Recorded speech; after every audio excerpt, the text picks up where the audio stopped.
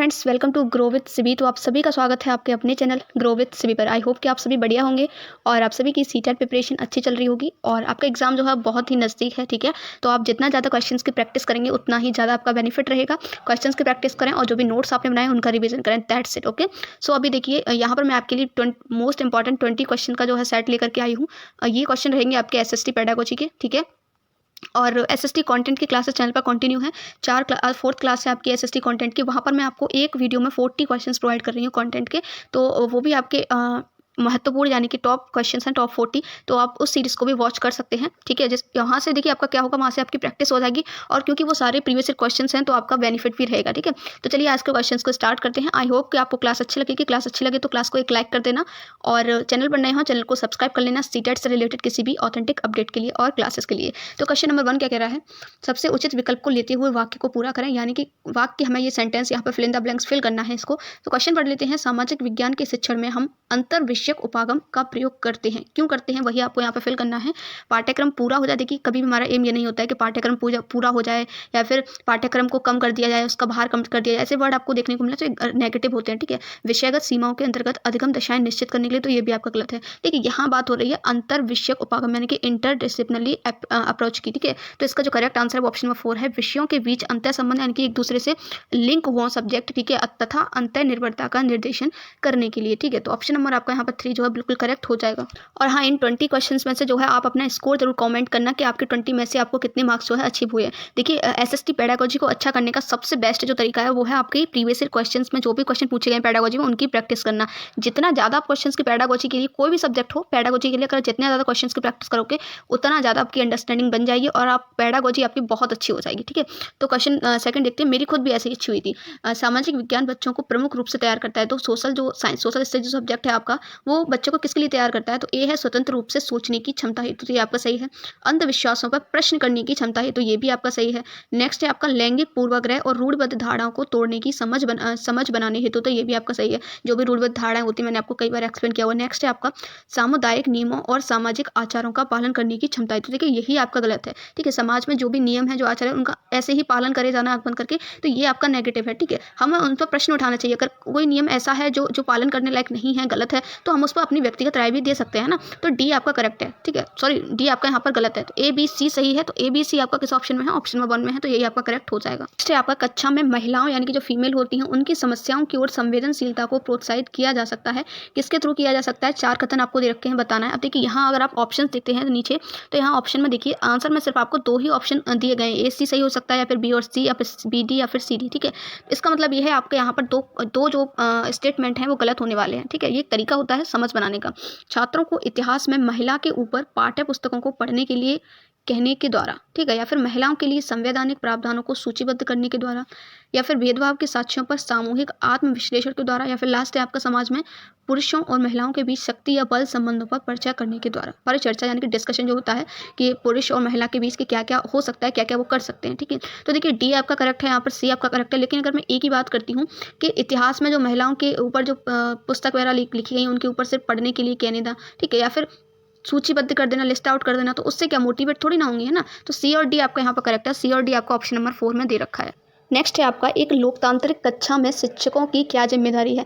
लोकतांत्रिक कक्षा में शिक्षकों की क्या जिम्मेदारी है कि वो बच्चों को फ्रीडम दें। ठीक है, बच्चे जो है अपने विचार जो है खुले रूप से प्रस्तुत कर सकें। ऐसा नहीं है कि वो इंटरफेयर कर रहे हैं, बच्चों को कुछ कहने नहीं दे रहे हैं, अपनी तानाशाही चला रहे हैं। यही आपका फ्रीडम होता है, यही आपका लोकतंत्र होता है। ठीक है, तो पहला क्या है, कक्षा संबंधी निर्णय सरकार के लिए छोड़ना। सरकार का इसमें क्या काम है, आप खुद बताइए। टीचर स्टूडेंट के बीच की बात है। कक्षा में अनुशासन संबंधी मुद्दों को नजरअंदाज हमें इग्नोर नहीं करना है। स्कूल प्रबंधन और छात्रों के बिना स्वतंत्र रूप से नियम और कायदे स्थापित करना। नियम और कायदे कानून नहीं, एक ही आपका बचा है यहाँ पर छात्रों को। देखिए अगर नियम और कायदे कानून हो जाएंगे तो वहाँ बच्चों को लोकतंत्र का कैसे रह जाएगा फिर वो, है ना। छात्रों को अपनी बात तो स्वतंत्र रूप से कहने की युक्तिपरक अपॉर्चुनिटी अवसर प्रदान करना, ये आपका सबसे बेस्ट। नेक्स्ट क्वेश्चन आपका बहुत ईजी है, आई होप कोई गलत नहीं करेगा। किल पैट्रिक के अनुसार निम्न में से कौन सी शैक्षिक विधि लोकतंत्र की संकल्पनाओं के शिक्षण के लिए सबसे बेस्ट है, सर्वोत्तम विधि है।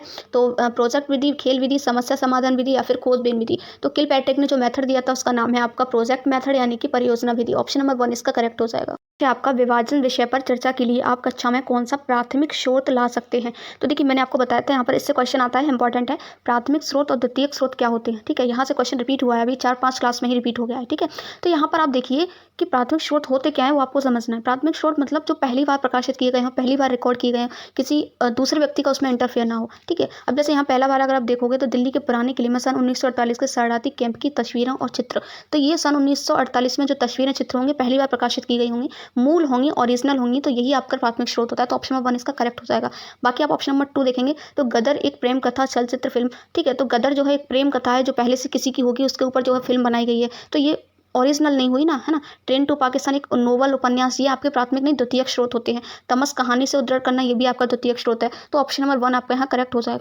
क्वेश्चन देखिए, मैं आज आपकी 6 क्लास है, ठीक है, और 5-6 क्लास में ये क्वेश्चन बहुत बार रिपीट हो चुका है, इंपॉर्टेंट है, हर एक सेक्शन में आ जाता है। सीडीपी में भी इस टाइप का पूछ लिया जाता है आपसे, ईवीएस में भी पूछ लिया जाता है। तो इसका मतलब समझिए, मैं कई बार एक्सप्लेन कर चुकी हूँ। कौन सा विकल्प आलोचनात्मक चिंतन के बेहतर अवसर प्रदान करने वाली सामाजिक विज्ञान की कक्षा को बेहतर तरीके से दर्शाता है। तो आलोचनात्मक थिंकिंग को बेहतर अवसर मिल रहे हो, यानी कि यहाँ पर बच्चों को सोचने की क्या मिल रही हो, अपॉर्चुनिटी मिल रही हो, अवसर मिल रहे हो। ऐसा नहीं कि आपने बच्चों से पूछ लिया कि आप कहाँ रहते हैं तो उन्होंने बता दिया कि मैं इस जगह रहता हूँ। यहाँ पर बच्चों को कुछ सोचना पड़ा, नहीं सोचना पड़ा। ऐसे क्वेश्चन पूछने हैं कि अगर ऐसा हो जाए तो क्या होगा, अगर ये चीज़ खत्म कर दी जाए, मान लीजिए पानी अगर पृथ्वी से खत्म कर दिया जाए तो क्या होगा। तो यहाँ पर बच्चों को थिंकिंग करने के अवसर मिलेंगे ना, ऐसे क्वेश्चन आपको पूछने हैं। जैसे यही आपको यहाँ पर बताना है। एक क्या कह रहा है, छात्र केवल शिक्षण गतिविधि के अंत में प्रश्न पूछ सकते हैं। तो केवल वर्ड आ गया, वैसे भी आपका गलत हो गया। ओनली वर्ड आपको कहीं केवल दिखाई दे जाए तो वो आपका कभी सही नहीं होता। ए गलत हो गया, तो देखिए ए आपका ऑप्शन में 1 में है तो ये गया, 3 में भी है तो ये भी गया, और 4th देख लेते, तो देखिए 4th में है तो ये भी गया, ठीक है।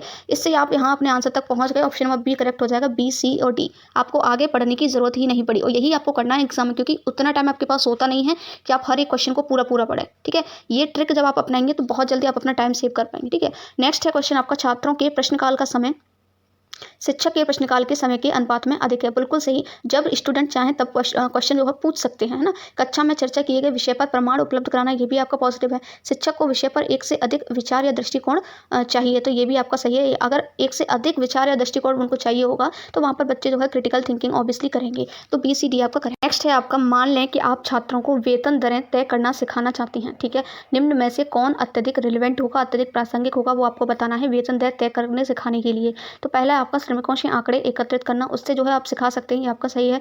वेतन पर सरकारी विवरण आप दे सकते हैं, वहाँ से बच्चे सीख पाएंगे। श्रम कानून और संहिता से भी बच्चे सीख सकते हैं, ठीक है। तीनों ही आपके सही है। लास्ट है आपका उपभोक्ता व्यय का सर्वेक्षण, देखिए खर्च कितना हुआ है उसको आप दिखा दोगे तो वहाँ से वेतन दर तय करना नहीं सीख पाएंगे बच्चे, ठीक है। लेकिन ऊपर के तीनों आपके पॉजिटिव हैं, तो ए, बी, सी आपका करेक्ट है। ऑप्शन में 1 सही हो जाएगा। देखिए आपको 2 कथन दे रखे हैं, बताना है कौन सा सही है। सामाजिक विज्ञान की कक्षा के संदर्भ में देखिए 2 कथन है, ठीक है। पहला क्या है, बच्चों को द्वंद्व संघर्ष के बारे में जानने और पूछताछ से दूर रखना चाहिए। बिल्कुल नेगेटिव है ये, बच्चों को दूर नहीं रखना चाहिए, उसमें इंक्लूड करना चाहिए, ठीक है। दूसरा क्या है, शिक्षा शास्त्रीय दृष्टिकोण से जो द्वंद्व या संघर्ष मीडिया में निपटा दिया गया हो, जिस पर वाद विवाद एवं चर्चा हो चुकी हो, वह कक्षा में शिक्षण के लिए अधिक उपयुक्त होगा। सबसे बेस्ट है, देखिए ये आपका सही है और कथन नंबर बी, लेकिन ए आपका गलत है, ठीक है। तो ए गलत, बी सही, आपका ऑप्शन नंबर 2 में है तो ये सही हो जाएगा। देखिए फिर से वही क्वेश्चन पूछ लिया गया आपसे, मैं कह रही हूँ बहुत इंपॉर्टेंट है, आपको यहाँ से 100% क्वेश्चन देखने को मिल जाएगा। कौन सा प्रश्न आलोचनात्मक चिंतन के दृष्टिकोण के प्रयोग द्वारा उत्तर के लिए अवसर प्रदान करता है। अब मैं इसको बार बार एक्सप्लेन नहीं करूँगी, कई बार एक्सप्लेन कर चुकी हूँ पहले भी, ठीक है। ए क्या कह रहा है, भारत में महिलाओं का प्रतिनिधित्व इतना कम क्यों है। क्या आप समझते हैं कि अमेरिका और यूरोप में महिलाओं के प्रतिनिधित्व के संतोषजनक स्तर को प्राप्त कर लिया है। तो देखिए यहाँ बच्चों को थिंकिंग करने की अपॉर्चुनिटी मिलेगी, ठीक है।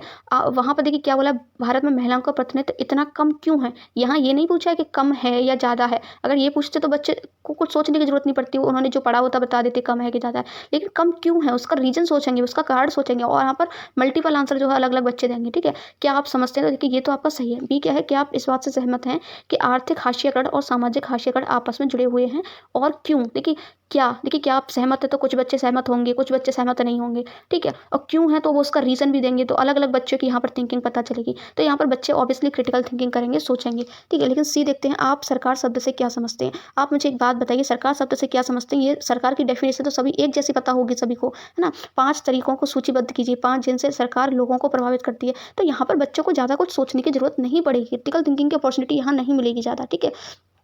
तो आपका ए और बी करेक्ट है। ए और बी आपका किस ऑप्शन में है, ऑप्शन नंबर 2 में है, तो यही आपका यहाँ पर करेक्ट हो जाए। नेक्स्ट है आपका निम्नलिखित में से कौन से उदाहरण प्राथमिक स्रोतों के हैं। देखिए फिर से आपसे यहाँ से क्वेश्चन पूछ लिया गया, यहाँ से मुझे लग रहा है आपको यहाँ से भी क्वेश्चन देखने को मिलेगा प्राथमिक स्रोतों से और द्वितीयक स्रोतों से। तृतीयक स्रोत क्या क्या होते हैं आपको पता होना चाहिए, ठीक है। तो मैंने आपको पहले ही बताया था जहाँ पर किसी अदर व्यक्ति की इंटरफेयर नहीं होती है, ठीक है, वो आपके प्राथमिक स्रोत होते हैं, मूल होते हैं, जो ओरिजिनल होते हैं। जैसे चित्र आपका हो गया, विश्वकोश, ठीक है, ये आपका गलत हो गया, ये आपका क्या है, एक तृतीयक स्रोत है, ठीक है। भाषण देखिए आपका प्राथमिक स्रोत है, डायरियाँ भी आपकी प्राथमिक स्रोत हैं, जो किसी पर्सन द्वारा लिखी जाती हैं, खुद किसी व्यक्ति द्वारा लिखी जाती है, चित्र खुद किसी व्यक्ति द्वारा प्राथमिक ओरिजिनल होता है, ठीक है।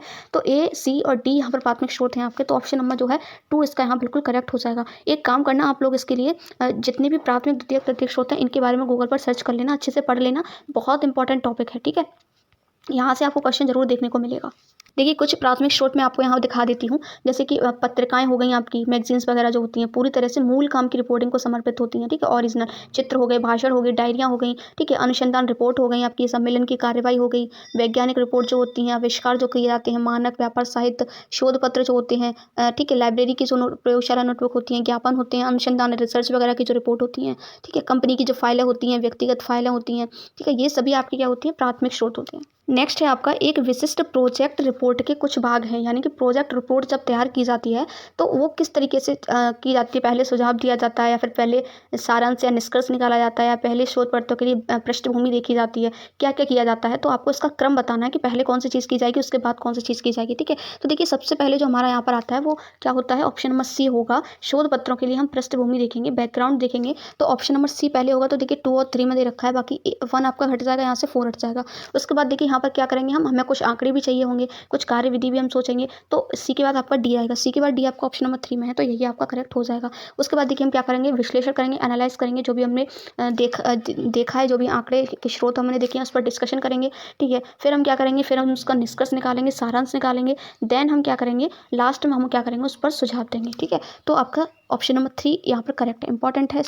नेक्स्ट है हमारा निम्न प्रश्न में से कौन सी संज्ञानात्मक प्रक्रिया का आकलन होता है, यानी कि ये जो क्वेश्चन है इससे किस चीज़ का असेसमेंट होगा, स्मरण का, मूल्यांकन का, विश्लेषण का, या फिर सृजन का, ठीक है। तो भारत में गरीबी कम करने में महात्मा गांधी राष्ट्रीय ग्रामीण रोजगार गारंटी अधिनियम के प्रभाव का अध्ययन कीजिए। तो यहाँ पर देखिए आपको कुछ भी स्मरण की जरूरत नहीं है, ना ही कुछ यहाँ पर सृजन करने की जरूरत है आपको, और ना ही यहाँ पर आप कुछ विश्लेषण कर रहे हैं, ठीक है। तो ऑप्शन नंबर 2 करेक्ट हो जाएगा। यहाँ आप क्या कर रहे हैं, इवैल्यूएशन करेंगे, मूल्यांकन, यहाँ पर आपकी मूल्यांकन का क्या होगा, असेसमेंट किया जाएगा, ठीक है।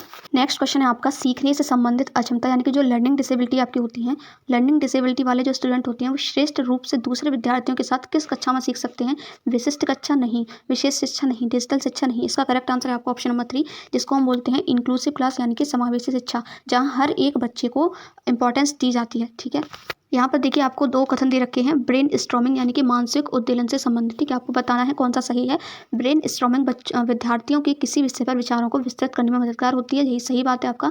ऐसे छात्र जो ब्रेन स्ट्रॉमिंग का अभ्यास करते हैं ज़्यादा विश्लेषणात्मक हो जाते हैं। तो ये आपका गलत है कि विश्लेषणात्मक हो जाते हैं लेकिन ज़्यादा हो जाते हैं। यहाँ पर जब भी ऐसा बोलिए ज़्यादा हो जाता है, कुछ कम हो जाता है, ये सभी आपके नेगेटिव होते हैं, ठीक है। तो ए ही आपका सही है। ओनली ए आपका कहाँ पर दे रखा है, ओनली ए आपका ऑप्शन नंबर 4 में दे रखा है, तो यही आपका करेक्ट हो जाएगा। नेक्स्ट है आपका एक अध्यापक विद्यार्थियों को छोटे छोटे समूहों में बांटकर हर समूह को क्या करता है, अलग अलग काम देता है। जब तक विद्यार्थी अपने समूह में काम कर रहे हैं तब तक एक टीचर को क्या करना चाहिए, ठीक है। आपने क्या कर दिया, स्टूडेंट्स के ग्रुप बना दिए छोटे छोटे और उनको अलग अलग काम दे दिया।